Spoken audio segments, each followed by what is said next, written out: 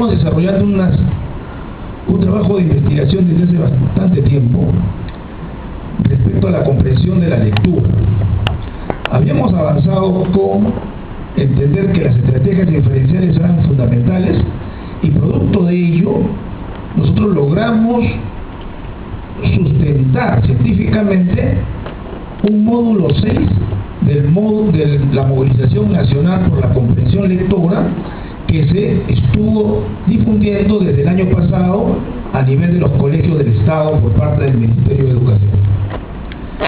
Lamentablemente,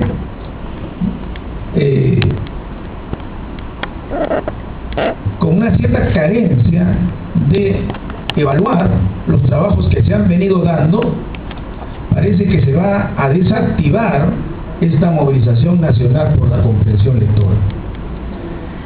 Eso evidentemente nos inquieta porque más allá de las deficiencias que se han podido dar en esos programas, habría que rescatar, ahora tiene que ver con lo siguiente. Nosotros entendemos que no puede haber un aprendizaje significativo si no hay metacognición. Porque la metacognición es ser consciente de los procesos cognitivos y poder regular, por lo tanto, el aprendizaje y tener orientación hacia dónde vamos y qué queremos desarrollar. En ese sentido, hemos querido ahora vincular la relación con la comprensión lectora. Porque realmente la comprensión y la producción de textos son dos procesos que, si bien es cierto, tienen los propios, interactúan.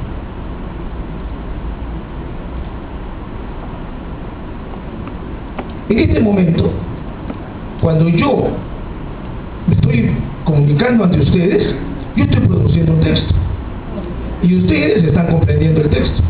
Y cuando ustedes hagan alguna interrogante, alguna inquietud, va a ser al revés. Yo voy a tener que comprenderlo y ustedes producirlo. Entonces nuestra inquietud, como lo dice ahí, son desarrollar estrategias metacognitivas de redacción que apunten a la comprensión de la lectura. ¿Qué es lo que encontramos actualmente en las escuelas? Que hay una ausencia de estrategias de carácter sistemático y metacognitivo, por lo tanto no apuntan a desarrollar las microhabilidades para la redacción. Por lo tanto, se enseña la ortografía como si fueran simplemente una secuencia de reglas, y ni siquiera secuenciales. No se reflexiona sobre cómo es que la redacción apunta a comprender mejor un texto. Yo no puedo redactar un texto adecuadamente si primero no tengo claras las ideas. Por eso es que Cassani dice, por ejemplo, que la ortografía y la pronunciación no son tan importantes, no dice que no lo sean, no son tan importantes como la producción de las ideas. Es el revestimiento.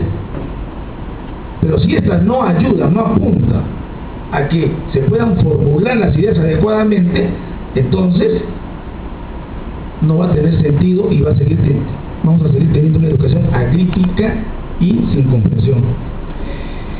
Y esto tiene que ver con lo segundo, un limitado entendimiento de que la expresión escrita es transmitir ideas y sentimientos. No es ver solamente si pusieron una letra adecuada o inadecuada, si pusieron una coma o no la pusieron. Por eso es que nosotros entendemos que el proceso de la composición pasa necesariamente por la planificación, la redacción y la revisión. La planificación implica qué vamos a escribir y la intención. La redacción tiene que ver con cómo organizamos esas ideas que teníamos sobre el tema o que tenemos sobre el tema. Y eso es lo que nos va a permitir tener la idea clara de los subtemas, de los párrafos. Y posteriormente ya vendrá la revisión, que implica ya la forma, la presentación. Y ahí tenemos que ver ya la propiedad, la coherencia, la adecuación del texto.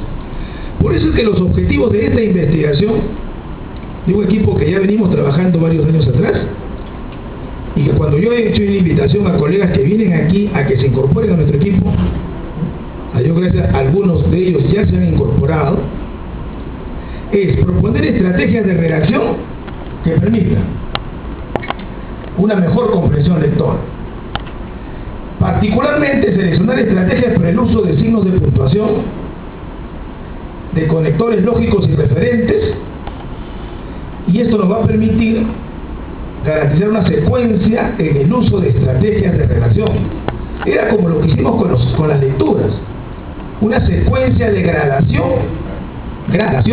de los niveles de dificultad y complejidad que tienen las lecturas y las actividades para los jóvenes estudiantes. Por ejemplo, una de las estrategias que vamos a trabajar, como hablábamos de los signos de puntuación, es el siguiente. Observen lo siguiente, ¿no? Es primero comenzar con oraciones simples, solamente punto. Me levanté muy temprano, hice algunos ejercicios de carácter físico, me di una ducha caliente, tomé un agradable desayuno, saludé al profesor cuando llegué a la escuela. Listo. Porque no existe el punto seguido, el punto aparte, ¿no es cierto? Lo que existe es el punto. Y el punto sirve para separar ideas, se acabó. Por eso es que el maestro Lázaro Carreter decía, una cosa es que si la idea va a continuar sobre el mismo subtema, el mismo aspecto, entonces sigues. Por eso dice el punto y seguido. Si va a abordar otro aspecto del tema, será aparte. Por eso hay punto y aparte. Y si ya termina de darle, bueno, tal a una propuesta que tienes, entonces final. Ahí termina el texto. Entonces comenzar y tener la convicción de que las ideas, los puntos son para separar ideas. Y con eso partimos. Estamos hablando de estrategias graduales para trabajar con jóvenes estudiantes. Luego de eso, identificamos el tema. Y el tema tiene que ver con actividades previas a un día de clases. Luego vamos a distinguir momentos o subtemas, otros le llaman aspectos temáticos. Pero ya en forma de párrafo. Me levanté muy temprano, hice algunos ejercicios de carácter físico, me di una ducha caliente, tomé un agradable desayuno. Todas las actividades son previas, pero casi. Y será otro párrafo, saludé al profesor cuando llegué a la escuela, previas a la escuela. Entonces el joven va tomando conciencia de que separa ideas, sí, pero cuando aborda un mismo aspecto, será un párrafo. Y cuando va a abordar otro, será otro párrafo. Porque lo que tenemos que hacer es ordenar las ideas. Porque nosotros tenemos muchas ideas, pero nos cuesta ordenarlas. Darles un eje temático para poder lograr consistencia cuando proponemos algo. Luego ya incluiremos la coma, pero no para separar ideas, sino para ver aspectos que nos ayuden a comprender mejor esa idea, ya sea ampliándola, ya sea precisándola. Por ejemplo, nosotros saludamos al profesor cuando ingresa al aula. Aquí hemos incorporado, hemos insertado, como diría Casani, hemos revestido esta idea. Le hemos dado algo más que nos permita tener mayor claridad, mayor precisión. Nosotros saludamos al profesor cuando ingresa al aula. Ahí viene la coma. ¿No es cierto? Porque ¿quiénes somos los alumnos del colegio? Nosotros. Se está refiriendo a lo mismo. Lo que en educación tradicional le llaman aposición. Ahora agregamos más. Nosotros, incluido el alumno nuevo, saludamos al profesor, quien suele llegar temprano cuando ingresa al aula. La oración base es nosotros saludamos al profesor cuando ingresa al aula. Entonces, ¿qué encontramos acá? Incluido el alumno nuevo, es un explicativo. No es una posición, se ha insertado. Podría omitirse. Lo que está con blanco es la idea principal. Por eso que ahí se va tomando conciencia de cuándo se subraya. ¿Qué se subraya? Se subraya lo especial. ¿Y qué decimos del profesor? Quien suele llegar temprano, ¿cierto? Es una explicativa de él. Por ejemplo acá, cuando ingresa al aula nosotros saludamos al profesor. ¿Qué sucedió? El orden lógico es, nosotros saludamos al profesor cuando ingresa al aula. Vamos a invertirlo, porque lo que estamos es precisando, queremos focalizar su ingreso. Por eso va la coma. Y no querer embelezar, y no es querer embelezar, por eso es que querer embelezar, ¿cierto? Por eso es que va la I. Por ejemplo acá, A y B están iguales, ¿no es cierto? Están inscritos iguales. Ahora observen acá. En la B hay una coma después de universidad. ¿Cuál de los dos textos está bien escrito? O si los dos, estando bien escritos, significan algo distinto. En el A, los amigos queridos son los de la universidad, nada más. Ahí es especificativo. No tendría que ser especificativo, explicativo lo estoy agregando porque ustedes manejan esos conceptos. En la otra, son queridos los de la infancia y los de la universidad. Por eso está la coma. Si no, ya cambia el sentido. Para eso sirve los signos de puntuación, para comprender un texto y para poder redactar mejor un texto. El punto y coma viene luego. El punto y coma aparece como una necesidad frente a la confusión de una coma. Si no, no sería necesario. Incluso la redacción moderna recomienda no usar el punto y coma. Pero el punto y coma aparece solamente por eso, si no, no lo requeriríamos. Observen lo siguiente. Ese día Abel llevó cuadernos, Berta lápices, Carmen borrador. ¿Dónde tendría que haber una coma? Porque está comenzando con un condicional, ¿no es cierto? O sea, ¿dónde tendría que estar la coma? Depende si es hombre o mujer, ¿no? Claro. Porque si el hombre supiera realmente el valor que tiene la mujer, el hombre andaría a cuatro patas. ¿No es cierto? Ahí se favorece a la mujer. Y acá, si el hombre supiera realmente el valor que tiene, la mujer andaría a cuatro patas, ¿no? La importancia de los signos de puntuación y de verlo reflexivamente. No es por poner.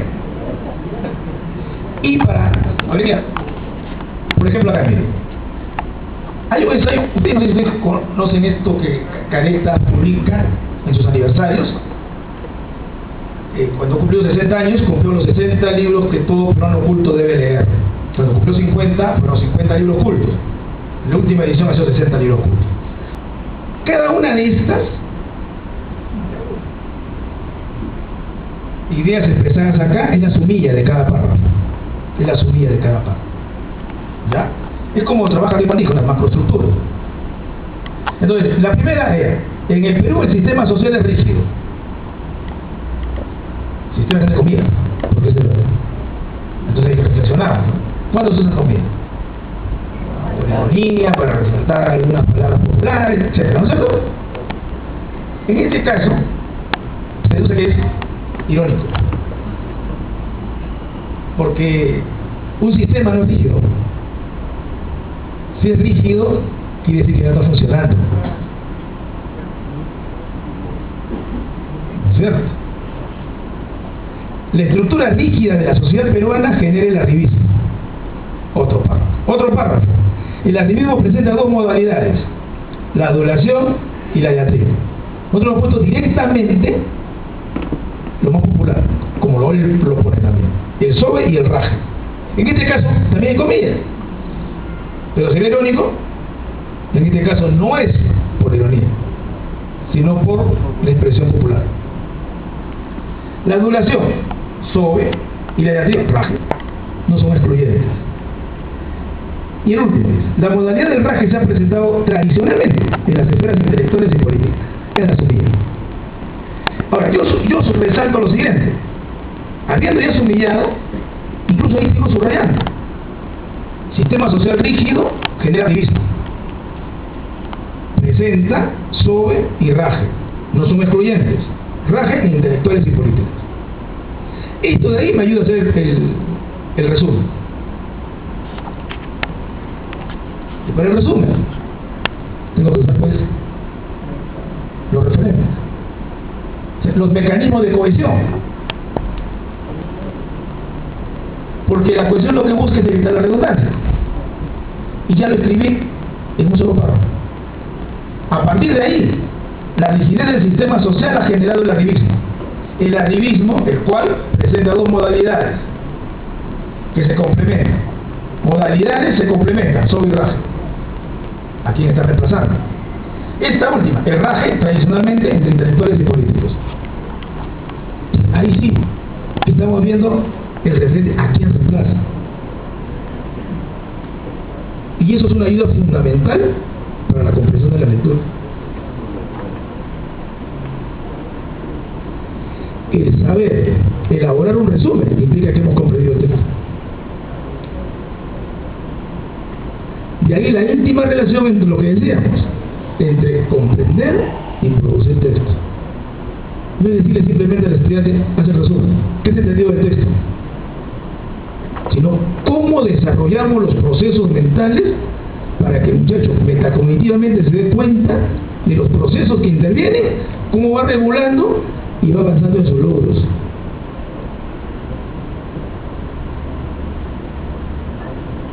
Queremos seguir con esos resultados y seguir repitiéndonos de que el Perú, ni siquiera decimos a nivel de... Estamos hablando acá de la región, ¿no es cierto? Como decir la liga... No estamos hablando acá del campeonato mundial, simplemente de la sudamericana. Seguimos abajo, 2009. Estamos abordando solamente un aspecto, los textos continuos.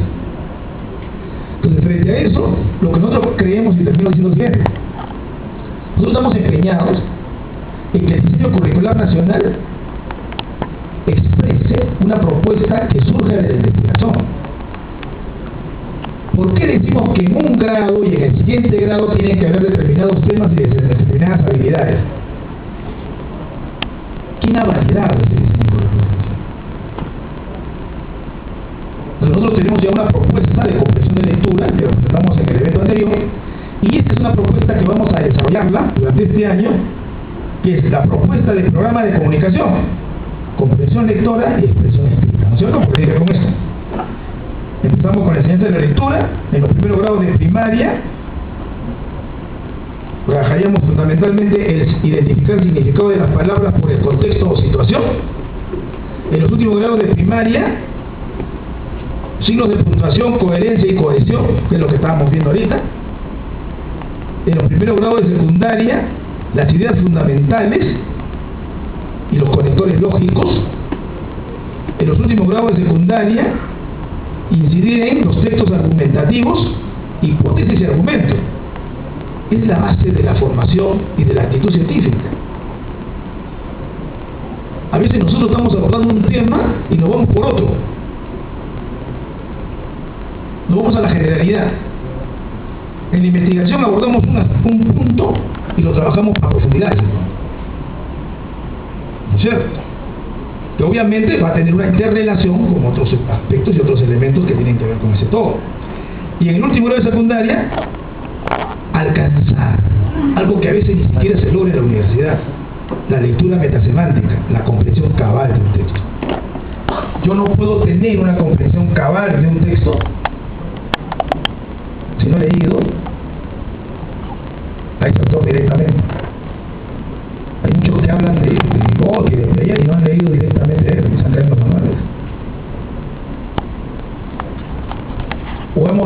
O no tenemos reparo en leer las buenas traducciones de aquellas que no nos dan garantía de una buena traducción. O no lo hemos leído en el original. O no nos hemos contextualizado. Puedo caer en la posición normativista y excluyente. Y aquí hay una cuestión pues, que hay que resolver, ¿no? Una primera es los derechos se respetan, la diversidad de posibilidades de comunicación se respeta en la oralidad y en la informalidad escrita. Pero hay una norma que se promueve como una especie de lengua franca, porque cuando uno lee un texto, cualquier texto formal, cualquier texto de investigación, cualquier texto de divulgación científica, tiene que estar escrito no en la variedad dialectal, sino tiene que estar en la norma, ¿cierto? Entonces el profesor combina ese tipo de situaciones y va haciendo notar con claridad que hay un lenguaje informal y un lenguaje formal. Que una cosa es el lenguaje de la casa, que es el lenguaje del amigo, de la esquina, y otro es el lenguaje académico, ¿cierto? Lo mismo sucede con esto del internet, del email, del mensaje de texto. Es decir, yo no lo veo realmente como un problema significativo.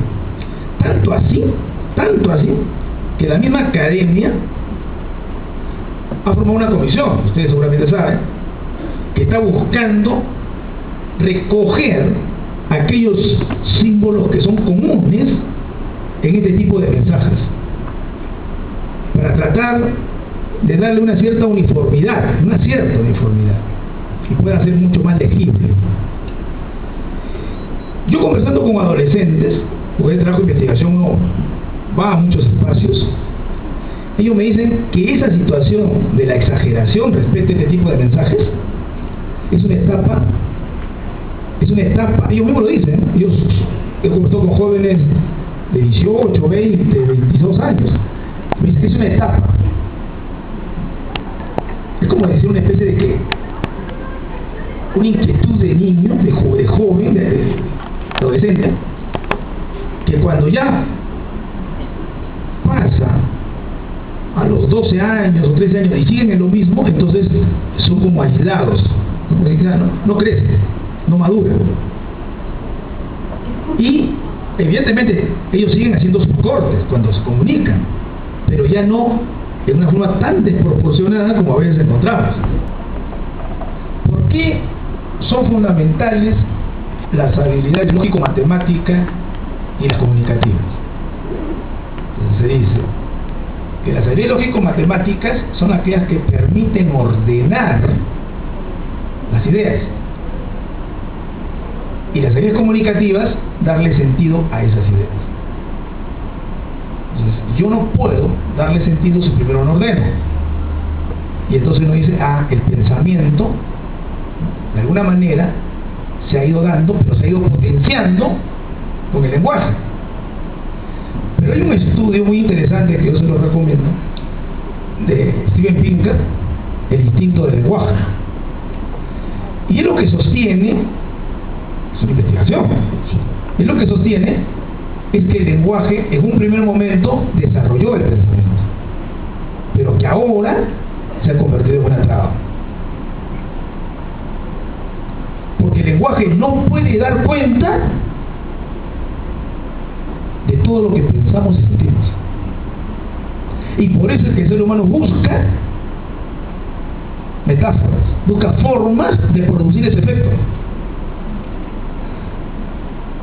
Redacta de una manera y vuelve a verla, y cuando la vuelve a revisar, lo redacta de otra forma, porque ya no está expresando totalmente lo que yo estoy queriendo decir.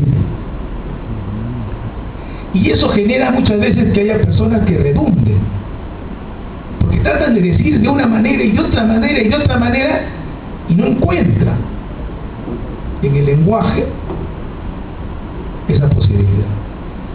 Y él por eso postula el mentalés, un lenguaje de la mente, pero que ese es otro tema.